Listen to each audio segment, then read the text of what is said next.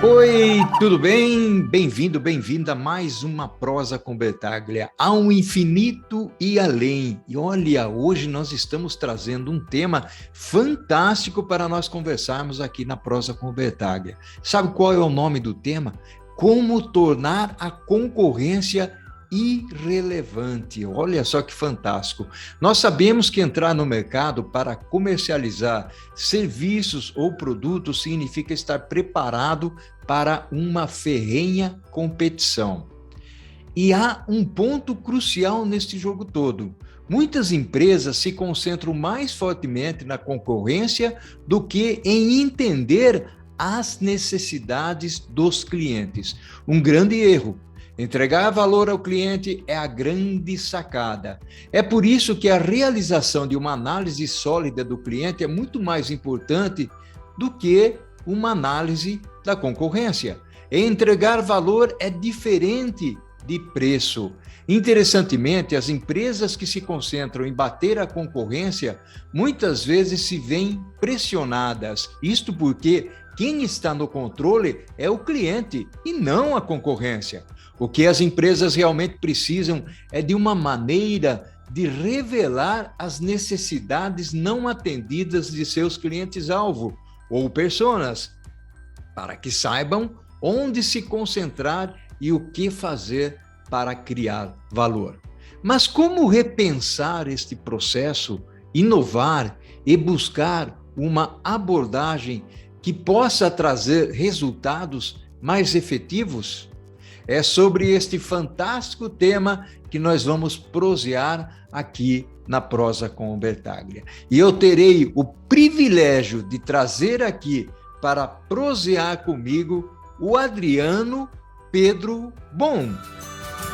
Olha só que fantástica essa prosa, gente, trazendo aqui o Adriano Pedro Bom para conversar conosco. Adriano, seja bem-vindo, meu amigo, e fale um pouquinho de você aí, contextualize para a gente esse tema, Adriano.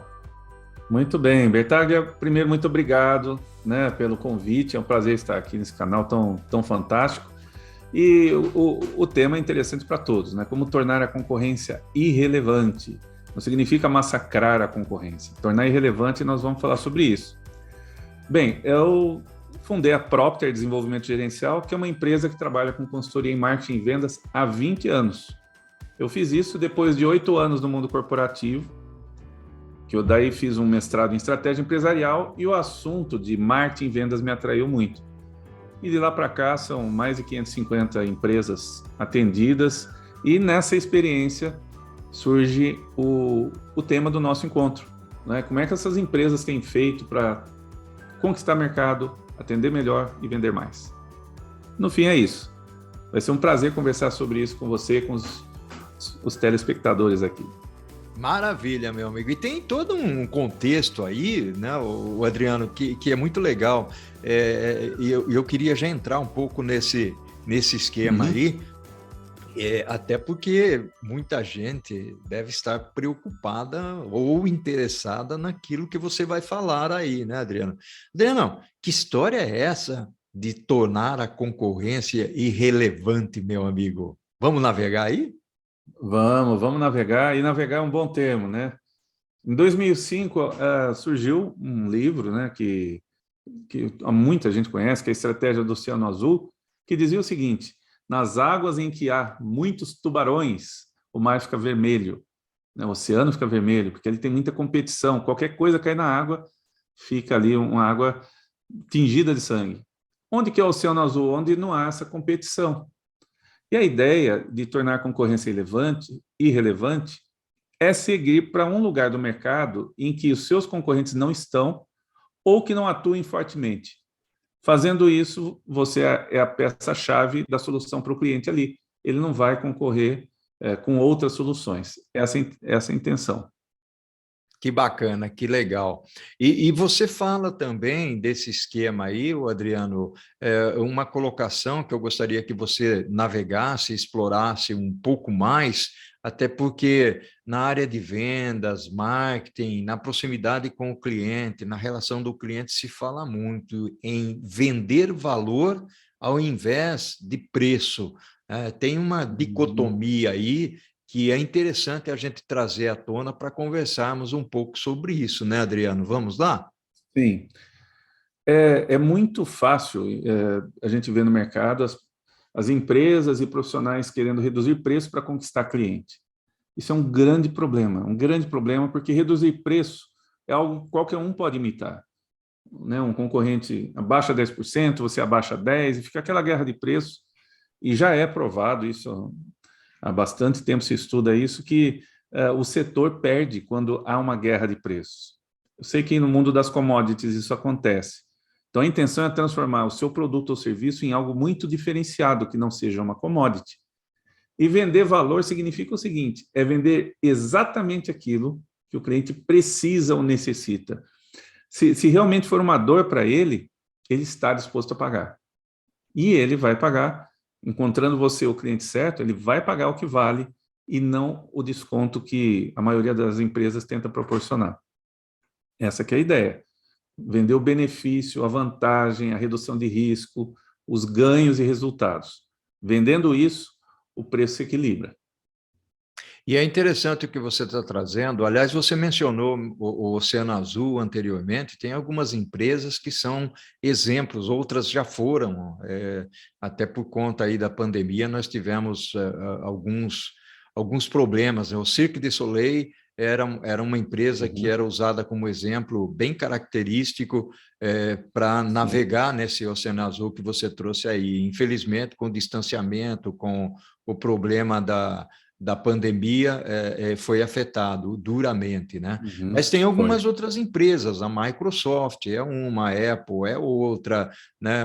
A própria Amazon, de alguma forma, são empresas que buscam se distanciar exatamente na conquista de um nicho, né? Walt Disney, a própria Netflix, né?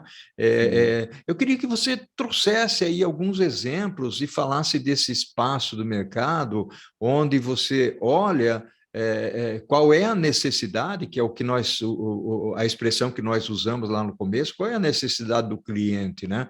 Eu me recordo que eu trabalhei em empresas onde grande parte do tempo você ficava avaliando o que é que a concorrência fazia e o que você tinha que fazer para bater nele, né? Que é bem essa atenção que você está chamando, né, Adriano?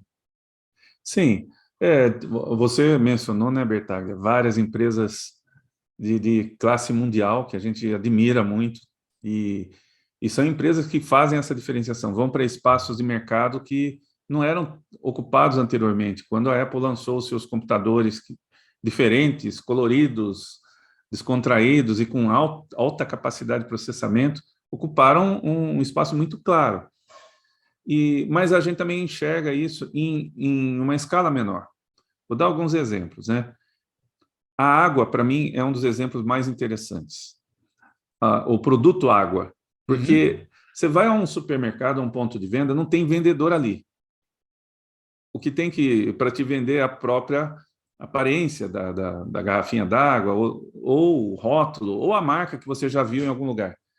E é fácil ver que em um supermercado, eu já fiz essa pesquisa várias vezes, a água mais barata tem um preço 14 vezes menor do que a água mais cara, se considerar o preço por litro.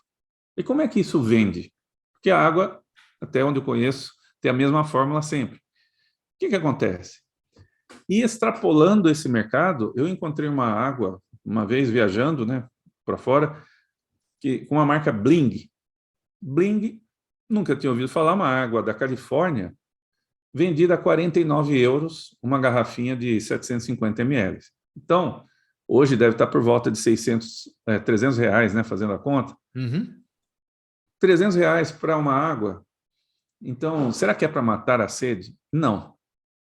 Tem a ver com status. A garrafa tinha cristais incrustados no lado de fora, tinha todo um design, o site é todo descontraído, celebridades bebem dessa água. Então, assim, essa água sem a embalagem morreria, né? Se colocar ela numa jarra, morreu. Mas o que acontece? Ela tem necessidades que não são as necessidades básicas. E vende muito bem. Então, veja isso. Encontrou um espaço que não concorre com nenhuma outra das águas que a gente conhece do supermercado. E vende a um preço muito, muito, muito acima. Mas tem outros, né? A água é um exemplo. Tem, olha só a dificuldade que é hoje uma emissora de rádio para se manter no mercado.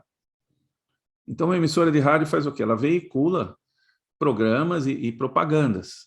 Os anunciantes pagam pelo espaço para poder chegar até os seus ouvintes, que são os clientes potenciais. Mas toda emissora de rádio vende esse espaço publicitário. Porém, se uma emissora começa a vender um plano de comunicação para o cliente completo e inclui o rádio como uma das ferramentas, ele já está sendo muito diferente. Então, eu diria, olha, você, dono do supermercado tal, não tem um plano de comunicação, eu te ajudo e te mostro como o rádio vai fazer você vender mais. E o rádio é incrível, tem muitas métricas e tal, fascinante. E até exemplos individuais. Então, você imagina assim, olha, eu conheço um caso de uma consultora de imagem, porque consultor de imagem a gente sabe que tem muitos, né, no mercado. O que ela fez?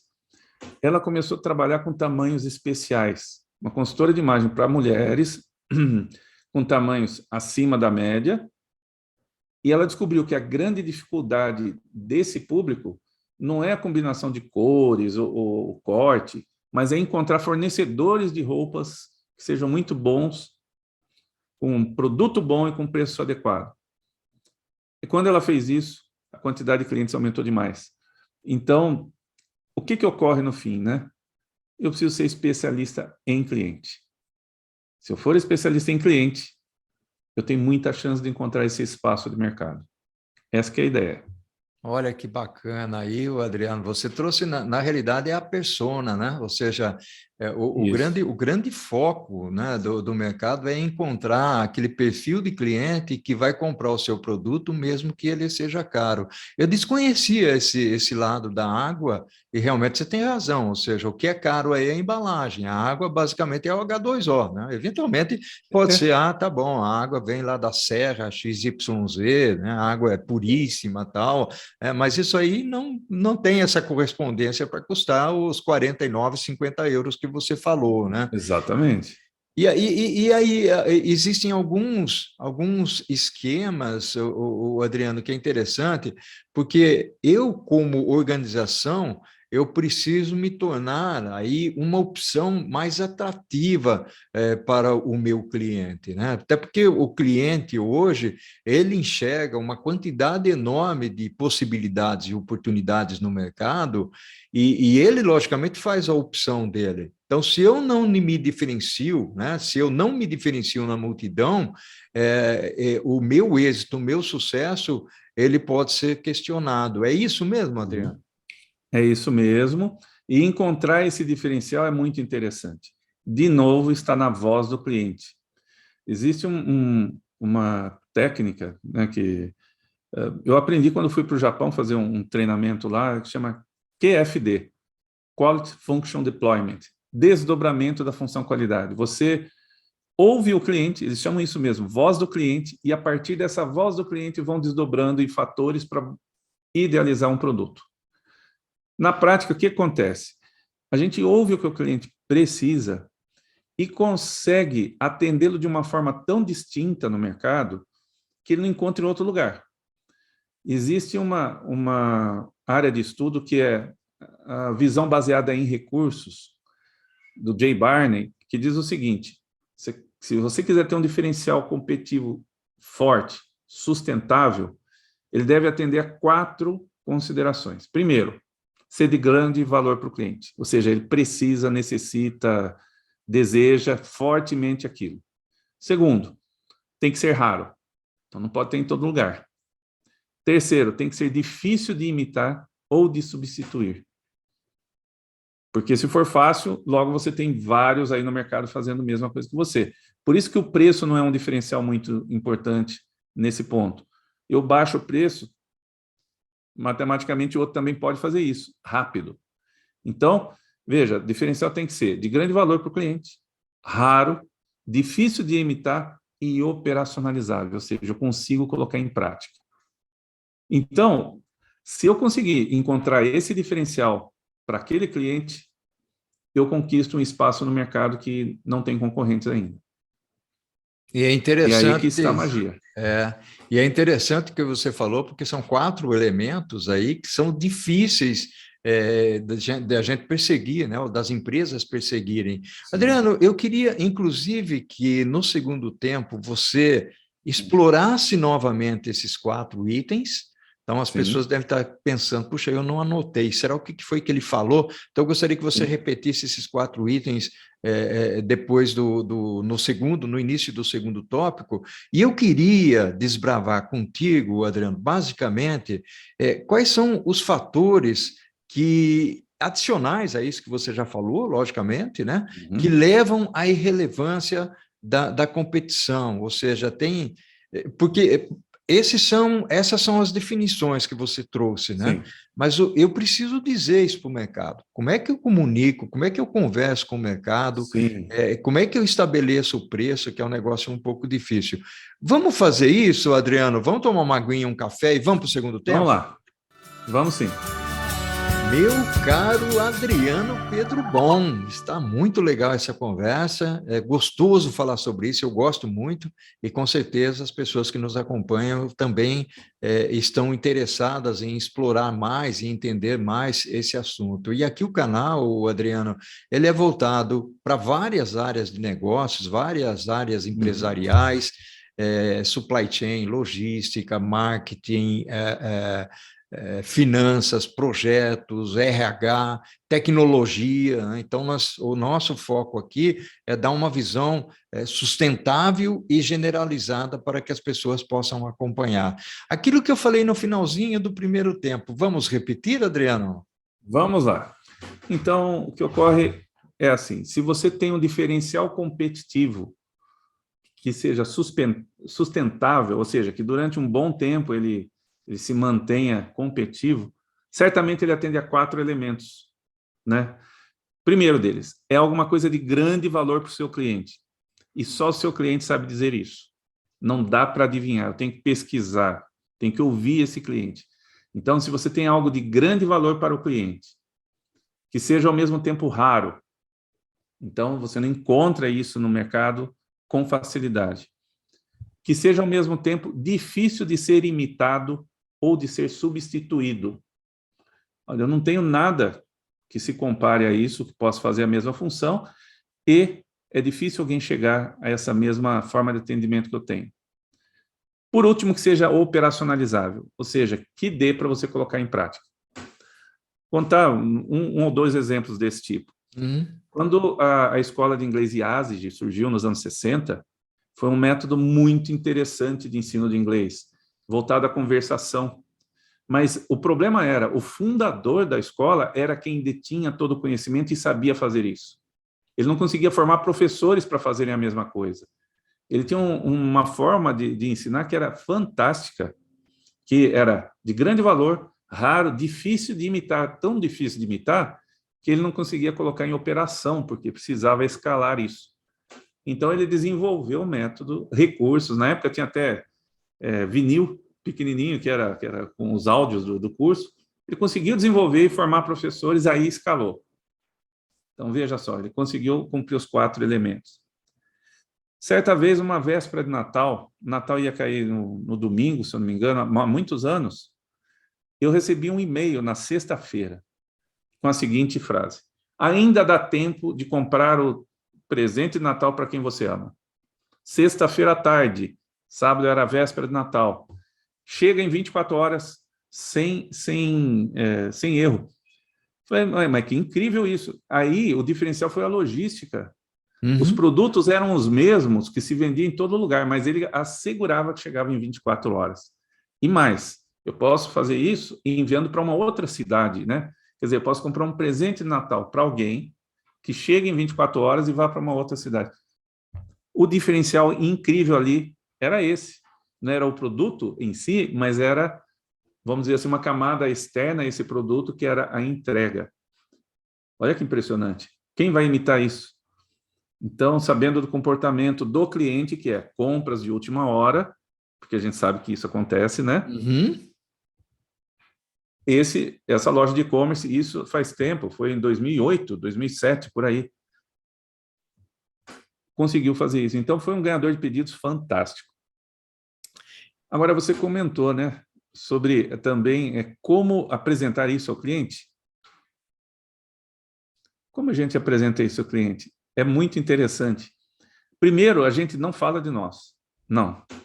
Esquece de falar da gente, do nosso produto. Não, a gente fala do cliente. É engraçado que a gente vê propagandas, às vezes, na TV, alguns canais que fazem isso com perfeição. Vou te dar um exemplo. Olha, cansado de pegar o trânsito para ir à academia, ficar esperando os aparelhos para fazer seu treinamento, pagar todo mês aquela mensalidade, seus problemas acabaram. Agora, com o produto tal, você entra em forma 15 minutos por dia. Qual que é a ideia, né? Guardadas as proporções, porque tem muita coisa que é uma promessa enganosa aí, mas ele começa falando de você e do seu dia a dia, a ponto dele falar, não é possível. Essa empresa mora comigo, porque sabe exatamente o que eu estou passando. Então, nesse momento, quando você observa essa catarse, né, que você tem a ver com aquele fornecedor, fala, puxa vida, gostei disso, ele sabe o que eu quero. Então, você fala primeiro do que ele precisa, como é o dia dele, e pode ser B2B também, não é? Ah, você precisa assegurar que as encomendas cheguem no prazo certo? Qual é a sua taxa de serviço? Como é que você conquista clientes? Você tem multas por problemas de entrega fora do prazo? Cá entre nós, né? Seus problemas acabaram. Aí eu vou mostrar como é que eu atendo, e daí eu falo que minha empresa nasceu há tantos anos, tem tecnologia. Então a ordem é essa: contexto do cliente, a solução que eu apresento, e daí eu falo de mim para respaldar tudo isso. Imagine fazer isso naquele diferencial que só você tem, que é de grande valor para o cliente, raro, difícil de imitar e operacionalizável agora. Então, aí você torna irrelevante a concorrência. Essa é a ideia.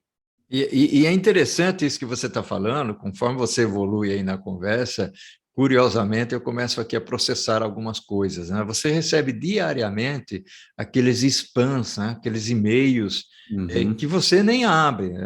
Normalmente Não. você apaga o e-mail antes mesmo de abrir. Mas como é que a pessoa... Porque o título você lê, você é obrigado a ler para poder chegar à conclusão de que você deve Sim. apagar ou não. Então, pelo título, eu estou dando um exemplo bem simples, né? Eu estou dando o título, por exemplo, de alguém que está focando alguma coisa. Até hoje eu recebi cujo título era Como é que você faz para vender mais o seu livro, né? Ou Isso. seja, e isso é interessante, por que eu digo isso, o Adriano? Porque eu tenho livros escritos, né? Então, isso mostrou que a pessoa me pesquisou e me levou, eu não estou dizendo que eu vou comprar o serviço dela, mas me levou a ler o e-mail, né? E ele me encontrou no LinkedIn, né? E me disse, escreveu ali no texto, né? Te encontrei no LinkedIn, vi que você escreve livros, tal. Como é que você faz para comercializar? Mas ele tá muito alinhado com o que você vem falando, ou seja, ele não fez um spam para todo mundo, entendeu? Eu deixei de ser, né, qualquer um naquele e-mail que ele me enviou. Exato. Ele me pesquisou e me enviou um e-mail com uma notícia que me interessa. Como é que você enxerga isso? Porque aí é se apresentar como alguém que, mais do que tudo, né, se preocupou comigo, é isso? É isso. Principalmente no LinkedIn. No LinkedIn a gente tem a chance de saber exatamente quem é o decisor, influenciador de compras, usuário daquilo que a gente vende. Então, muita gente se engana ali no LinkedIn simplesmente fazendo uma mensagem padrão e disparando isso para várias pessoas. A taxa de retorno disso é baixíssima.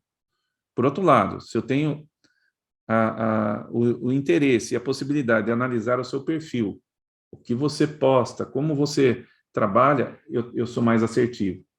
É óbvio que com o marketing digital, esse processamento tem sido feito em massa, né, com inteligência artificial. Então, é muito comum, pelos interesses seus, pelas palavras-chave, pelas publicações, a inteligência artificial mapear isso e dizer para você, olha, você estava pensando em ir para o Caribe, está aqui a proposta. Por quê? Porque você conversou a respeito disso com alguém nas redes sociais. Então, existe essa abordagem tecnológica, que eu acho que é bem mais fria, e existe a abordagem individual, como você sugeriu, que inclusive no marketing B2B é muito mais interessante. Se eu consigo fazer isso com um decisor ou influenciador de compras, é muito interessante.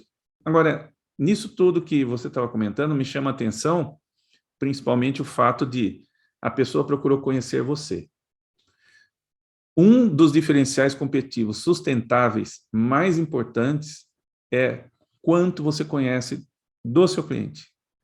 Se você for um especialista em cliente, você tem toda a chance de ter algo de grande valor para ele, raro, difícil de imitar e que você consegue pôr em prática. Então, o mundo tem buscado atendimentos personalizados, B2B, B2C. Então, acho que o caminho está por aí. No LinkedIn, talvez manualmente, mas existe também forma de fazer isso por anúncios. E a inteligência artificial tem trabalhado muito assim. Você vê, quando em 2008 me aconteceu, 2008 ou 2007, eu recebi aquele e-mail sobre o Natal, não havia como hoje Instagram, Reels, TikTok, outros recursos de massa que nós temos hoje. Então, o e-mail era um caminho interessante. Hoje, ele faz um papel coadjuvante. Existem outras formas, né, de chegar ao seu cliente. Mas, no fim, o atendimento personalizado é o que ganha o pedido. Olha só, não, interessantíssimo. E aí tem alguns pontos que cabem aqui e chamam a atenção, basicamente, que você, como cliente, na realidade, você não quer ser mais um, né? Aí que entra, inclusive, o contexto, né, o Adriano, da persona, né? Entender aquele cliente para poder trabalhar aquele cliente. Eu, por exemplo, trabalho muito com consultoria de negócios, né? Fazendo diagnóstico nas empresas, trabalho muito com mentoria também, e a mentoria exige que você seja mais divulgado, né, com a experiência das pessoas. Então, isso é fundamental. O que você tem a acrescentar nessa parte de atrair o cliente certo? Olha, para atrair o cliente certo, você primeiro precisa considerar o que você tem como potencial a oferecer e para quem que aquilo de fato representa um maior valor, né? Às vezes a gente descobre possibilidades do nosso universo, seja da empresa ou como um profissional individual, que os outros não sabem. Por exemplo, se eu imagino que seja um terapeuta, né, um psicólogo terapeuta, e que domine muito bem inglês ou outro idioma estrangeiro. O que pode acontecer ali? Olha, eu tenho uma coisa muito valiosa para os expatriados. Sabe aqueles que vêm de fora trabalhar no Brasil, precisam fazer terapia aqui, como é que eles fariam? Aí eu falo o idioma deles. Falo francês fluentemente, falo inglês fluentemente, por exemplo. Então, eu posso me aproximar desse público e dizer, olha, eu tenho aqui uma característica que é experiência em terapia e também experiência no idioma que você fala. Posso te atender aqui com exclusividade. Para o cliente pode ser algo extremamente valioso, raro, difícil de imitar e que eu consigo pôr em operação. Então, no foco dessa pergunta, eu olharia primeiro para aquilo que eu tenho já para atender, o que eu tenho. Vamos olhar meus potenciais, seja como empresa, seja como um indivíduo profissional. O que eu tenho para atender? Aí eu olho para aquele público e penso, como que essa combinação pode gerar um diferencial exclusivo para ele? Esse seria um passo inicial. Então, vou dar um outro exemplo. Você presta consultoria nessas áreas todas. Imagine que você tenha prestado consultoria para 10 indústrias farmacêuticas. Na 11ª, você pode dizer, o know-how que eu tenho no assunto você conhece, mas o quanto eu conheço de indústria farmacêutica é uma particularidade que vai adiantar esse trabalho vai dar resultados muito mais eficazes para você. E, no fundo, é algo que o Bertaglia tem, que é de grande valor para o cliente, raro, difícil de imitar, e você pode pôr em prática, percebe? Então, às vezes, você tem uma conjunção de fatores que são singulares, e aquele cliente precisa disso. Você passa a ser o referencial naquele setor, que é o que mais entende do setor, por exemplo.